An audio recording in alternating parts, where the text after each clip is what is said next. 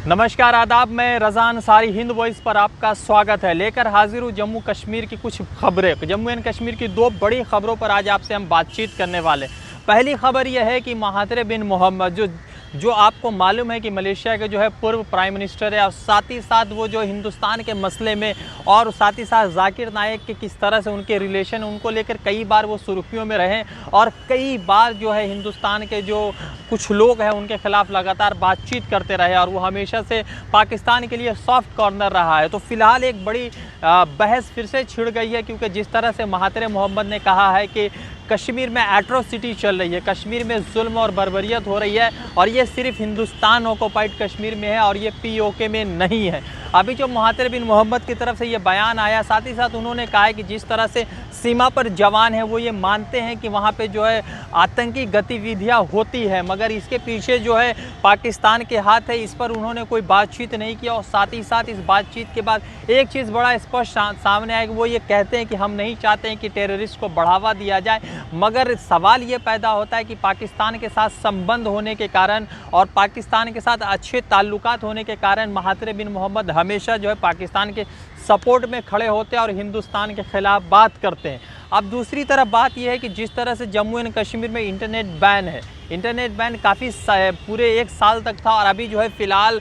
Jammu and Kashmir के सिर्फ 2 जगहों पर आप गांडरबल पकड़ेंगे और उधमपुर पकड़ेंगे जहां पर 4G कनेक्टिविटी है, बाकी सब जगहों पर 2G कनेक्टिविटी है। और जो 4G कनेक्टिविटी उधमपुर और गांडरबल में, वहां पर भी जो है एक लिमिटेड पीरियड के लिए होता है, फिर ट्रायल शुरू हो जाता है, फिर एक लिमिटेड पीरियड के लिए होता है, फिर ट्रायल शुरू हो जाता है। तो इस पर जो है वहाँ के एक ऑर्गेनाइजेशन की तरफ से एक रिपोर्ट आता है। उस रिपोर्ट में यह बात सामने आता है कि हिंदुस्तान की तरफ से जो वहाँ पर इंटरनेट बैन किया गया वो एक तरह का मास पनिशमेंट है जम्मू एंड कश्मीर के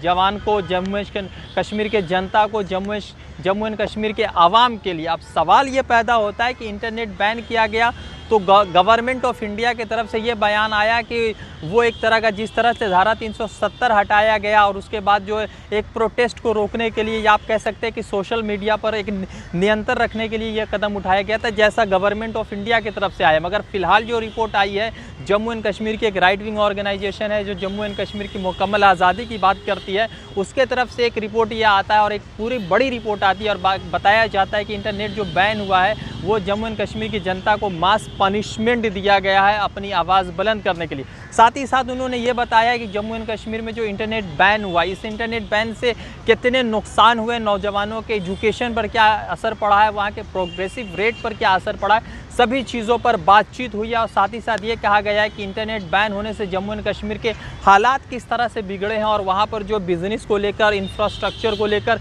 दूसरी तमाम चीज़ों को लेकर किस तरह से वहाँ पर हालात पैदा हुए। फिलहाल महातिर बिन मोहम्मद की तरफ से जो बयान आया है, गीता मोहन को ये इंटरव्यू देते इंडिया टुडे को, और इंडिया टुडे के इस इंटरव्यू में कई सारी बातें खुलकर सामने आते। फिलहाल महातिर मोहम्मद जो है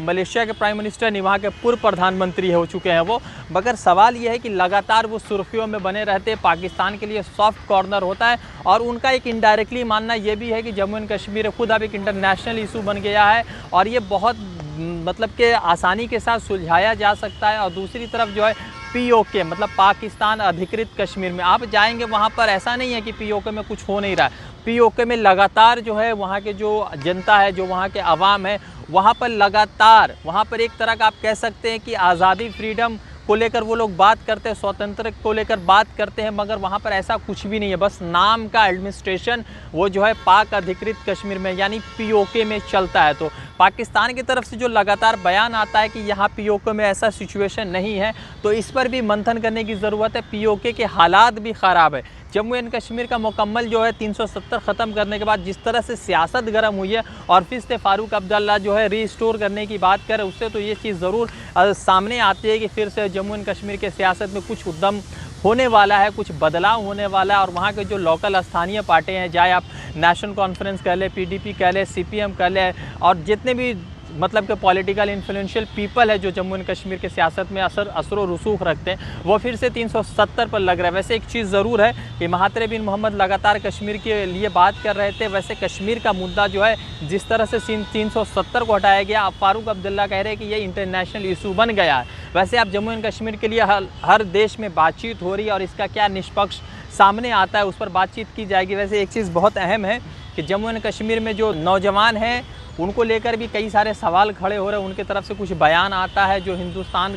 के ख़िलाफ़ जो है आप कह सकते हैं कि इस तरह के बयान आते हैं। मगर सबसे इम्पॉर्टेंट चीज़ ये है कि आप जो है 370 ख़त्म कर दिया गया, तो जिस मकसद के तहत 370 ख़त्म किया गया था, अब इंडियन गवर्नमेंट को चाहिए कि उसको जो है प्रोग्रेसिव स्टेज में लाया जाए और जम्मू कश्मीर के नौजवानों को फ्रंट लाइन रखा जाए, फॉरवर्ड में लाया जाए। मैं रज़ा अंसारी अपडेट कर रहा था जम्मू एंड कश्मीर के मुद्दों पर। फिर जुड़ूंगा किसी नई अपडेट के साथ। शुक्रिया।